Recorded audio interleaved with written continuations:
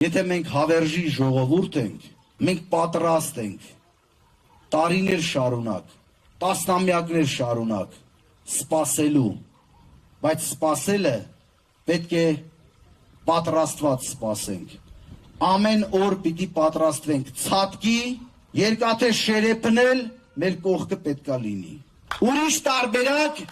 աշխարհը դեռ չի մտածել։ Խաղաղությունը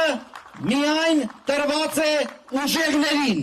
մենք պետք է ուժեղ լինենք։ Մեր Հայաստան աշխարհը, այս հրաշք աշխարհը,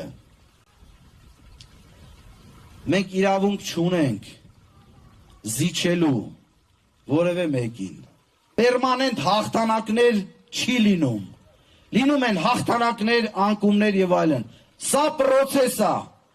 Մենք պետք է կարողանանք ուժեր ունենանք, դիմակայենք, այս ճգնաժամը հաղթահարենք